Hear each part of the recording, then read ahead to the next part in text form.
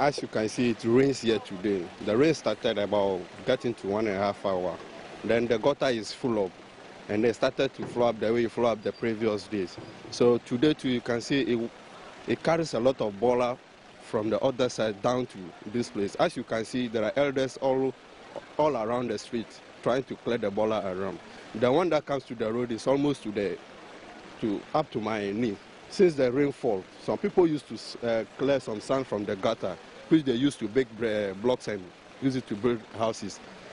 There are a lot of sands around the roadside, but as the rainfall, it takes all away. So that's why you can see us on the street clearing the bolas on the street. Yeah, as you can see, we normally do the general cleaning that we always do on every first Saturday. Yeah, so as you can see, the people clearing the bola are the same people. Here, no bola container comes here, and from here to the bola is very far. If you allow the rain to stop before we do it, it will be very difficult for us to find somebody to carry the bola to the bola side. And here to the bola, Zoom Lion and others people promise write our name with telephone number that they will bring us the, what do we call it, the bola container, the one that has the tire, so that they will be coming here at the end of every week or every month and be collecting small money and be carrying the bola. Up to now, nobody comes here. So sometimes when the rain fall like this and brought the bola out from the gutter into the street, it's very difficult for us to send the bola to the bola side. That is why when it rains like this, people come out and clear the bola back into the water so that the water can carry. Actually, it has rained for the past 6 hours, and the whole community was anticipating that there will be flooding or there will be a repetition of the June 3rd disaster. But we will attribute this thing to the dredging of the drainage. Okay, the drainage. So the water was able to be pulled out of the community, so there wasn't any flooding in the community.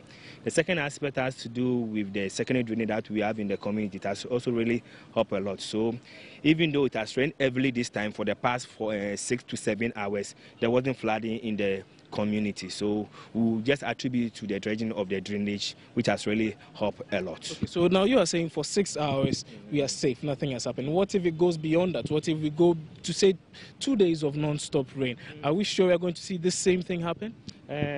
For that one, I don't know for sure. But what I can say now is that because of the dredging, okay, normally when it rains continuously for 6 to 7 hours, the entire community, you know, we just prepare ourselves that there is going to be flooding in the community. But as I said, it has rained for the past 6 to 7 hours. Well, if it rains for more than 2 days, definitely maybe we are going to experience that. But I believe because of the dredging, it has really helped the community. This area is a kind of a situation which we've been facing most of the times when it's rain. What we experience here is that we've seen that the whole problem is from the way they design the drainage at the end of the Odo. That is what has caused us for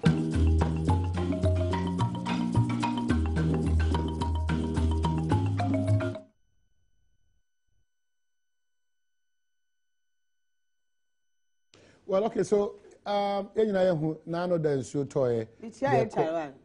Not to teach. Doing Hannah and I say you're cooperating. Then father come in. Who are not sick come as well. Fine. So I trust you people. I try you me training. Okay. Simum. Oh, there be any one now. Yakwa baby. That you I said, was it to me? Baby, see it in the one. Oh, no, did it? Physicality. Wait, threat. This is physical threat. I'm telling you. Oh, please, don't forget 200. Oh, no, 200. Oh, no, when your white into saying. And then a now, Miss Mid, 12 times. Actually, one can't show before. O mine is going to say, manager Papa Santos. O mine is Jenny the young one, or the show which of fetch your one. So, oh, I'm going to brown and white. Hey, one can't show before.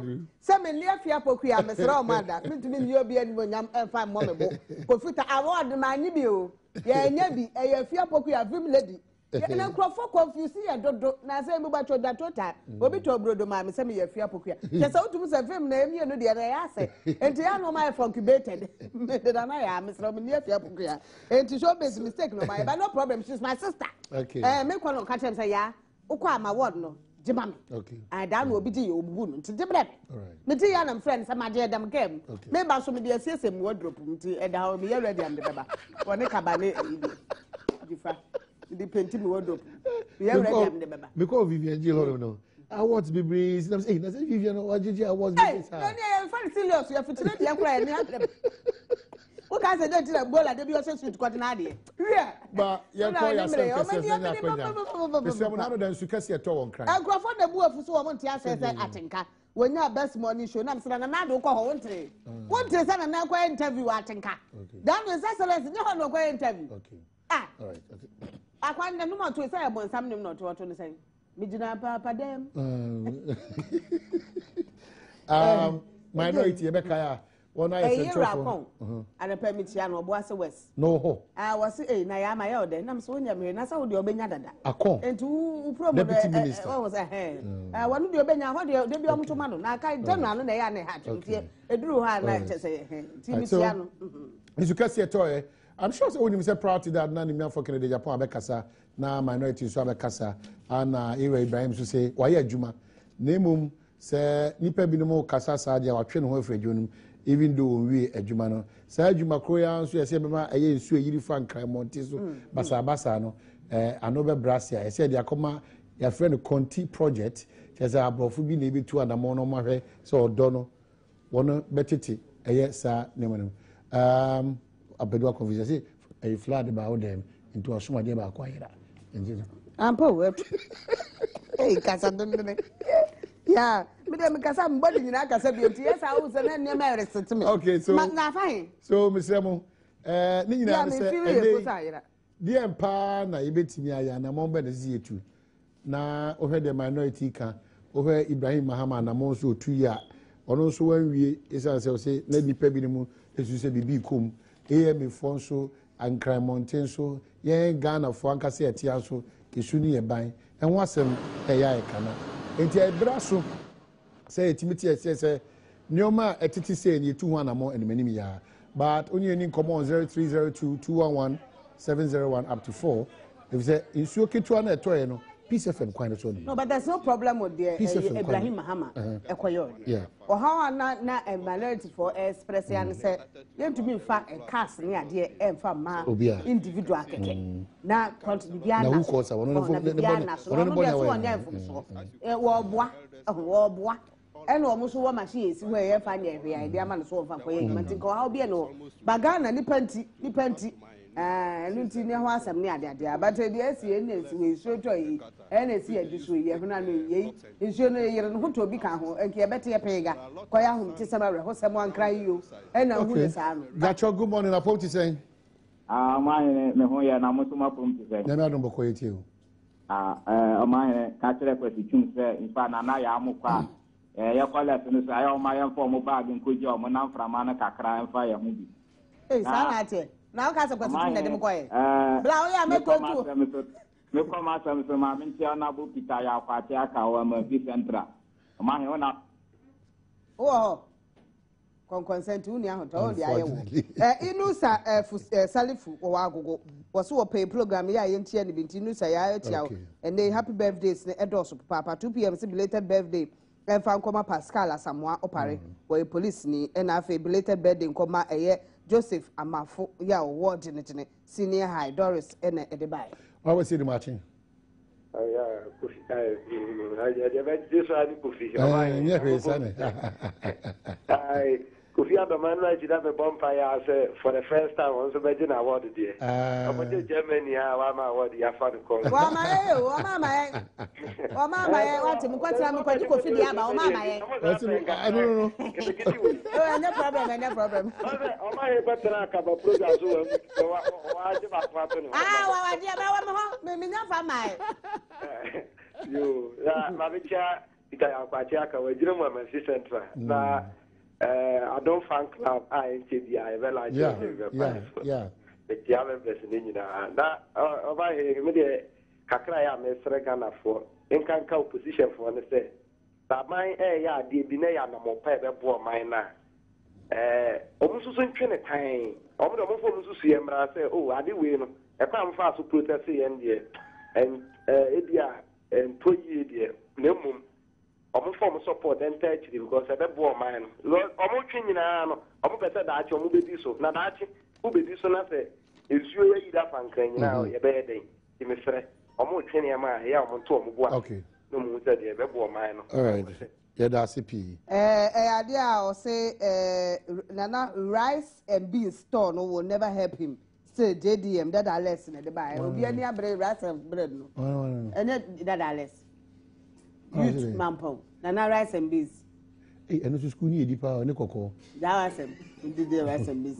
School bell. Oh, school bell and mount. Oh, that. And I'm quite classic. And I'm to do rice and beans. Okay. I'm not quite more about me, but you've been more. Wow. I don't know. I order. And rice and beans and rice and bread. Rice and beans and rice and bread. Okay, Asem, good morning. Upon saying, oh, that unless we have rough empire. Adom Boko. No one of my canna, I do want to Hey, if you could see Italian, Idiot, come on, my one you send Miss Mama, when I'm up when I'm to about mom. Yeah, I'm Kai regional minister, Bronga for regional minister, you really cook one cry to Benada. Yep. What you have now, how you're executive Mobia, my Gino, dear. Ah, no, that's happening. All only say, Palisada, a Japan. Look at what me now, only problem. And the payment, oh, boy, Mikasoko. Oh. Young go for you on map, even though you're pregnant, John Dramani Mama Crab contest, so be loose. Sako for now, Mutino, and we are back. Hey, well, John just for the March Central. I mean, I am the Muyi, Mamma, and Yajipa. I said, me MPOs, and he started already. Now, so look at press conference, and just begin the mighty blame Mamma Diana. Once I come in now, could 2 months, don't tell the Yanocrano, Canano Dianocra, Memoir. Oh, Bizame. Okay, Cynthia Boabe or Boas Municipal Assembly. Happy birthday to you. If you Kate here, walk him because Moreno Coyer, so this so. Yakoba birthday, Sakanino, here the idea, the breadroom. Lady, or the lady strong believer. Yako, Tilapia Papa, was here, I remember so good at the Mokoye. Lady strong believer. Yeah, lady strong believer. Okay. Any bubbles? Bubbles. All right, see DSP Oba, DSP Kodia, DSP Alexander, or being ACP Paul Terrier, Yachiamo. I don't pay one of it. I see Dimba Kwame Depan, Napoleon Atukitu. Napo? Atukitu. Atukitu. We have a show. Tell me, Becanapono. No, Napoleon Atukitu. And I make a dinner with the dodo. Ah, well, Atukitu. Anna. A Friday, you're buying MC, your friend said. Yes. I want to man. Yes, only problem. Anna, a joint news. I can't report. This is from Rafik Salam. Oh, that's a report. Rafik Salam. What the MTN commercial? Okay. It is. What has never now? Well, I shall check. Bibi I come on. Bibi I come. Gampa. Emudaho. Atalena Shannon top no. No map pa. Nansen said you look at ya India. Said you see Julian Emudaho. The hopper. Danum to baby, I was sending me. Look at what your president do. You're the president acquired it. And I'm sitting down, me, I send me a president special. Oh, political program was done. Well, politics have found home. When yes, was now. Now, Mahama acquire a musical commercial cacla. And who matching one was sending message at one now. So obey for to another problem. What to another problem? Yes, some problem we are. Now, I told them, Sabi, message the phone send it. Oh, I know I send him high. 12 midnight.